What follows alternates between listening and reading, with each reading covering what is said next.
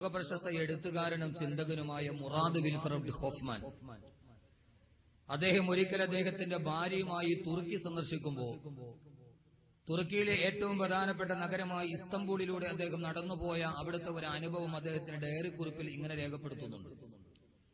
മുറാദ് Wilfred ഹോഫ്മാനും അദ്ദേഹത്തിന്റെ ഭാര്യയും തുർക്കിയിലെ ഇസ്തംബൂൾ നഗരത്തിലൂടെ നടന്നു പോകുമ്പോൾ അദ്ദേഹത്തിന്റെ ഭാര്യയ്ക്ക് വിലപിടിപ്പുള്ള ഒരു വജ്രാഭരണം വാങ്ങിക്കണമെന്ന് ആഗ്രഹമായി. അവർ ഇസ്തംബൂളിലെ വജ്രം വിൽക്കുന്ന, ലക്ഷക്കണക്കിന് രൂപ വില നിൽക്കുന്ന വജ്രാഭരണങ്ങൾ വിൽക്കുന്ന ആ തെരുവിലെ നിരന്നു നിൽക്കുന്ന ധാരാളം കടകൾ, അവിടെ വജ്രാഭരണങ്ങൾ വിലപിടിപ്പുള്ള ലക്ഷക്കണക്കിന് രൂപ വിലയുള്ള വജ്രാഭരണങ്ങൾ കിട്ടുന്ന ഒരു സൂക്കിൽ, ഒരു തെരുവിലെവിടേക്കെത്തി. മുസ്ലിമീങ്ങളായ കച്ചവടക്കാർ നിരന്നിരിക്കുന്ന ആ ഒരു തെരുവിൽ വിലപിടിപ്പുള്ള വജ്രാഭരണം വാങ്ങിക്കാൻ മുറാദ് വിൽഫ്രഡ് ഹോഫ്മാനും അദ്ദേഹത്തിന്റെ ഭാര്യയും കയറുമ്പോൾ അവർ അവിടെ കണ്ട ഒരു വജ്രാഭരണത്തിന് വില തിരക്കി. കടക്കാരൻ പറഞ്ഞു, നിങ്ങൾ ആഗ്രഹിക്കുന്ന വജ്രാഭരണമാണെങ്കിൽ നിങ്ങളൊരു വിദേശിയാണ്. വിദേശിയായ നിങ്ങൾ തുർക്കിയിലെ പ്രസിദ്ധമായ വജ്രാഭരണം വാങ്ങിക്കാനാണ് വരുന്നതെങ്കിൽ നിങ്ങൾ ആഗ്രഹിക്കുന്ന ക്വാളിറ്റിയോ നിങ്ങൾ പറയുന്ന ഒരു ഗുണമോ എന്റെ കടയിലിരിക്കുന്ന ഈ വജ്രാഭരണത്തിനില്ല. അങ്ങനെ നിങ്ങൾക്ക് അതിൽ ഗുണമേന്മയുള്ള ഒരു ആഭരണം വേണമെന്നുണ്ടെങ്കിൽ എന്റെ തൊട്ടടുത്ത കടക്കാരന്റെ കടയിൽ ആ സാധനം ലഭ്യമാണ്. നിങ്ങൾ എന്റെ കൂടെ വരിക, ഞാനത് വാങ്ങിച്ചു തരാമെന്ന് പറഞ്ഞ് മുറാദ് വിൽഫ്രഡ് ഹോഫ്മാൻ എഴുതി വെക്കുകയാണ്. അദ്ദേഹം എന്റെ കൂടെ ഇറങ്ങി. അയാൾ തന്റെ കടയുടെ ഷട്ടർ അടച്ചില്ല, അയാൾ തന്റെ കടയുടെ വാതിലടച്ചില്ല.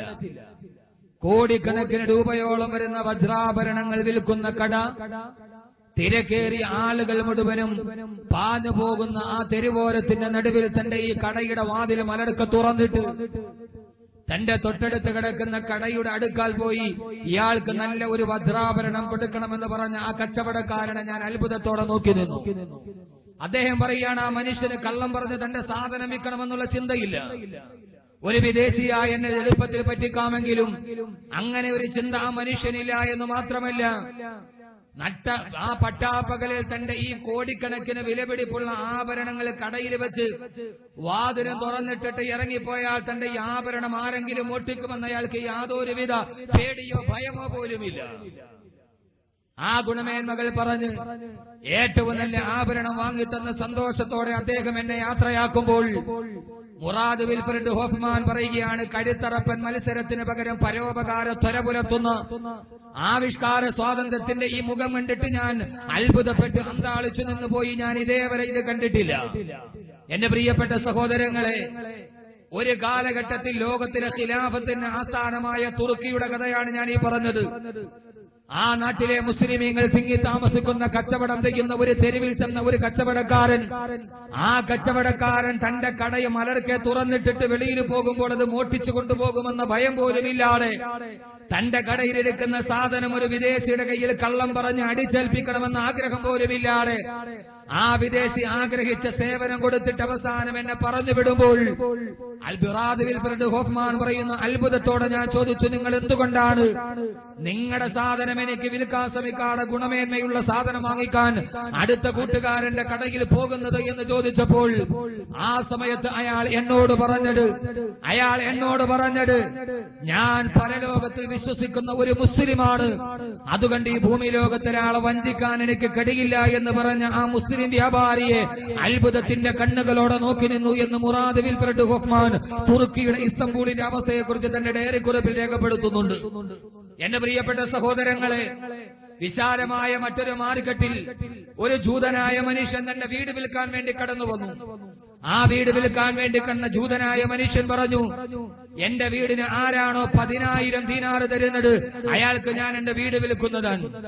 ആളുകൾ പറഞ്ഞു, നിന്റെ വീടിന് 1000 ദീനാർ പോലും വില മതിക്കില്ല, 1000 ദീനാർ പോലും വിലയില്ലാത്ത ഒരു വീടിന് 10,000 ദീനാർ എന്തുകൊണ്ടാണ് നീ വില കൂട്ടി പറയുന്നത് എന്ന് പറഞ്ഞപ്പോൾ ആ ജൂതനായ മുസ്ലിമല്ല, ഇസ്ലാമിന്റെ ഏറ്റവും വലിയ എതിരാളിയായ ലതജിദന്ന അശദ്ദന്നാസി അദാവത്തൻ ലില്ലദീന ആമനുൽ യഹൂദ വല്ലദീന അശ്റകൂ. അല്ലാഹുവിന്റെ തിരുദൂതരെ, വിശുദ്ധമായ ഇസ്ലാമിനെ ഒളിഞ്ഞും തെളിഞ്ഞും ഈ ലോകത്ത് അപായപ്പെടുത്താൻ മുന്നിട്ട് വരുന്ന ശത്രുക്കളിൽ ഒന്നാമതെത്തുന്നത് യഹൂദികളായിരിക്കും, ജൂതന്മാരായിരിക്കുമെന്ന് അല്ലാഹുവിന്റെ വിശുദ്ധമായ ഖുർആൻ ഇസ്ലാമിന്റെ പ്രത്യക്ഷ ശത്രുവായി പ്രഖ്യാപിച്ച ആ ജൂതനായ മനുഷ്യൻ പറഞ്ഞു, 1000 ദീനാറാണ് എന്റെ വീടിന്റെ വിലയെങ്കിലും, ആ ഭാഗത്തുള്ള മാർക്കറ്റ് വിലയെങ്കിലും എന്റെ വീടിന് 10,000 ദീനാറ് തന്നാലേ ആ വീട് ഞാൻ വിൽക്കുകയുള്ളൂ. അത്ഭുതത്തോടെ ആളുകൾ ചോദിച്ചു, നിന്റെ വീടിന് ഇത്രത്തോളം വിലയുണ്ടാകാനുള്ള കാരണമെന്താ?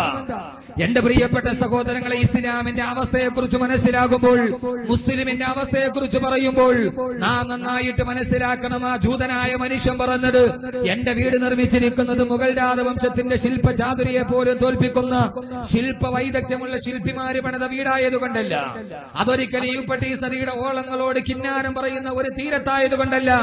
ആ ജൂതനായ മനുഷ്യൻ പറഞ്ഞു, എന്റെ തൊട്ടടുത്ത് താമസിക്കുന്ന അയൽവാസി അയാൾ ഒരു മുസ്ലിമാണ്, ഒരു മുസ്ലിമായ അയൽവാസി എന്റെ വീടിന്റെ അടുത്ത് താമസിക്കുന്നത് കൊണ്ടാണ് എന്റെ വീടിന് 10 ഇരട്ടി വില ഞാൻ ചോദിക്കുന്നത് എന്നൊരു ജൂതൻ പറയുമ്പോ ഇത് എവിടുത്തെ കഥയാണെന്ന് നിങ്ങൾക്കറിയുമോ?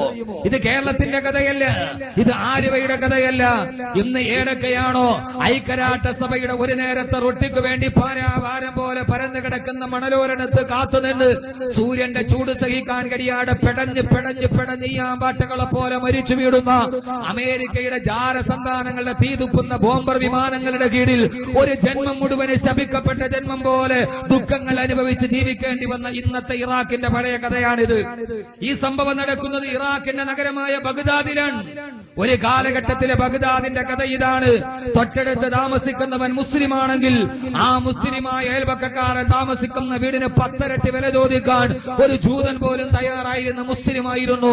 എന്റെ പ്രിയപ്പെട്ട സഹോദരങ്ങളെ, അങ്ങനെ ഒരു ഇസ്ലാമായിരുന്നു നമ്മുടെ ഇസ്ലാം, അങ്ങനെ ഒരു ഇസ്ലാമായിരുന്നു നമ്മുടേത്.